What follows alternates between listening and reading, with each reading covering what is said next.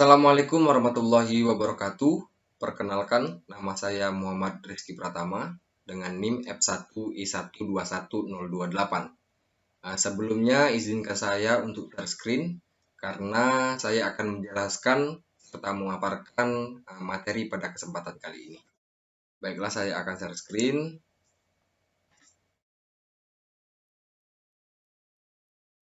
Nah, pada kesempatan kali ini saya akan menjelaskan serta memaparkan mengenai kewirausahaan dan kepemilikan bisnis. Ini merupakan tugas dari mata kuliah pengantar bisnis dan manajemen, Fakultas Sains dan Teknologi Universitas Jambi. Sebelumnya, izinkan saya yang terhormat Bapak Daniel Arsa Eskom MSI selaku dosen mata kuliah pengantar bisnis dan manajemen. Langsung saja. Di sini kita akan membahas mengenai kewirausahaan dan kepemilikan bisnis. Kewirausahaan. Kewirausahaan itu sendiri terdiri dari kata baku wirausaha. Wirausaha adalah orang atau sekelompok orang yang melakukan usaha sendiri untuk memenuhi kebutuhannya. Sedangkan wirausaha juga dapat didefinisikan sebagai usaha mengambil risiko dengan cara menjalankan usaha sendiri, serta mempergunakan peluang-peluang yang ada. Sehingga tercipta usaha baru atau dengan melakukan pendekatan yang sifatnya inovatif. Sehingga juga usaha yang dapat dikelola berpotensi untuk maju dan berkembang secara mandiri, sanggup menghadapi tantangan-tantangan saingan. Kemudian, setiap kita melakukan sesuatu yang positif atau hal yang baik, tentunya di baliknya ada manfaat di balik itu. Nah, begitu juga dengan kewirausahaan atau menjadi wirausahawan. Di sini ada 6 poin penting atau 6 manfaat ketika kita menjadi seorang wirausahawan.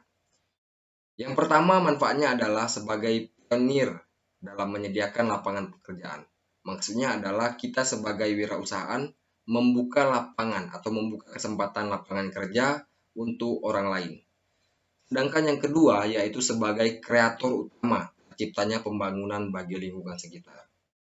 Yang ketiga, secara pribadi dapat menjadi teladan melalui sikap berani mengambil risiko, kemudian jujur, kemudian tidak merugikan orang lain, maupun sikap-sikap terpuji lainnya. Sedangkan yang keempat, yaitu sebagai contoh pribadi yang taat akan hukum, serta peraturan-peraturan yang berlaku lainnya. Untuk yang kelima, yaitu sebagai pribadi pendidik bagi karyawan yang dipekerjakannya. Sedangkan manfaat yang terakhir yaitu dapat menjadi seorang yang mampu menjaga keserasian ataupun keselarasan lingkungan. Nah, itulah 6 contoh atau 6 manfaat dalam berwirausaha. Kita menjadi wirausahawan.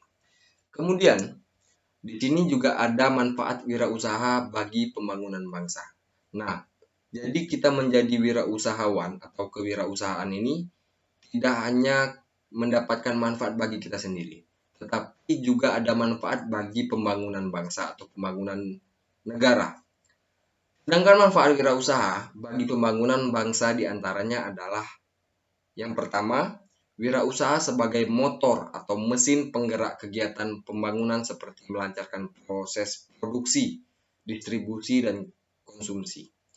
Sedangkan yang kedua yaitu wirausaha dapat meningkatkan pendapatan masyarakat serta menyerap tenaga kerja atau membuka lapangan pekerjaan yang pada akhirnya dapat mengurangi tingkat pengangguran dan kemiskinan.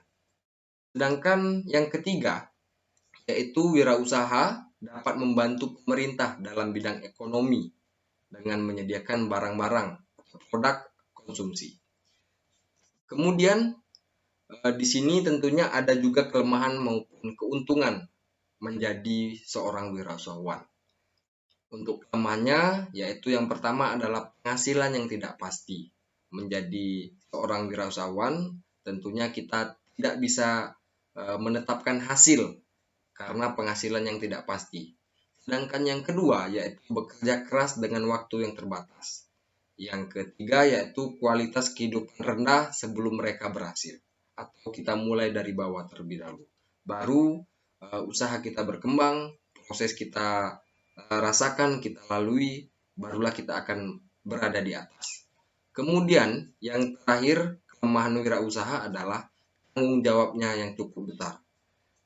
Tentunya menjadi wirausahawan atau seorang wirausaha memiliki tanggung jawab yang besar, yang cukup besar. Sedangkan keuntungan wirausaha di sini juga ada 4 poin. Yang pertama yaitu terbuka peluang untuk mencapai tujuan. Sedangkan yang kedua yaitu terbuka peluang mendemonstrasikan potensi secara penuh atau terbuka, peluang memperoleh manfaat dan keuntungan secara maksimal. Sedangkan yang ketiga, terbuka peluang untuk membantu masyarakat dengan usaha konkret. Dan yang keempat yaitu terbuka peluang untuk menjadi bos atau pemilik secara pribadi. Nah, itulah 8 kelemahan dan keuntungan menjadi wirausahawan. Di sini juga ada terdapat franchising. Franchising itu pada dasarnya yaitu terdiri dari kata franchise, adalah suatu bentuk bisnis di mana franchiser dengan paket atau sistem bisnis yang telah teruji di pasar dan produk atau jasa sebagai unsur sentralnya.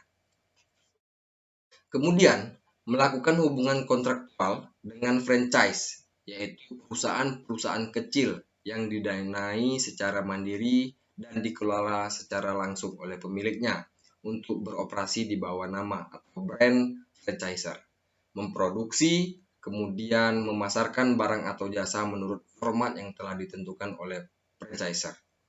Nah, itulah pengertian dan penjelasan singkat dari franchising atau kata bakunya yaitu franchise. Kemudian franchising dibagi menjadi 2 bentuk bisnis. Yang pertama yaitu bisnis franchise dengan pengembangan UKM. UKM sendiri adalah usaha kecil mikro. Bisnis franchise dapat memegang peran penting dalam membangun atau mengembangkan UKM di suatu negara. Sebab franchise merupakan bentuk kemitraan antara suatu proses besar dengan UKM sebagai pemegang hak atas pengelolaan gerai dengan menggunakan merek dagang franchiser beserta berbagai kemudahan bisnis yang ditawarkan. Kemudian peran bisnis franchise terhadap pertumbuhan ekonomi. Di sini ada 2 peran. Yang pertama yaitu bisnis franchise mengharuskan adanya transfer pengetahuan kepada mitra kerjanya. Dalam hal ini UKM atau usaha kecil mikro. Hal ini berdampak pada peningkatan kapabilitas kerja dengan sendirinya, turut meningkatkan kualitas sumber daya manusia atau SDM. Kemudian yang kedua yaitu bisnis franchise umumnya menerapkan standar kualitas tertentu terhadap produk yang dihasilkan. Dan kedua hal tersebut tergantung pada masukan dalam proses produksi. Kemudian di sini juga ada bentuk-bentuk badan usaha. Bentuk-bentuk badan usaha di sini yang pertama adalah perseorangan.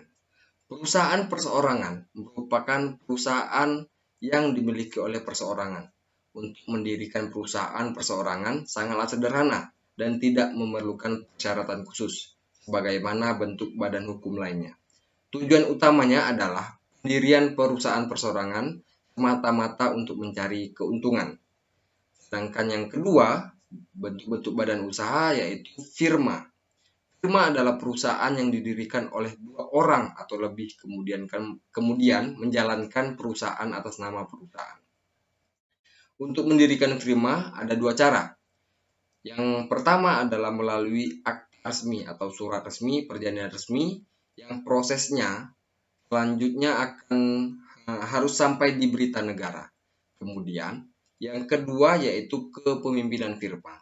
Berada sepenuhnya dengan pemilik yang sekaligus bertanggung jawab atas resiko yang mungkin timbul, seperti masalah utang piutang. Kemudian tujuan firma adalah untuk mencari keuntungan juga. Kemudian bentuk-bentuk badan usaha nomor 3 adalah perseroan komanditer. Perseroan komanditer adalah perseroan atau yang sering disebut dengan CV. Ini merupakan persekutuan yang didirikan atas dasar kepercayaan. Tujuan pendirian CV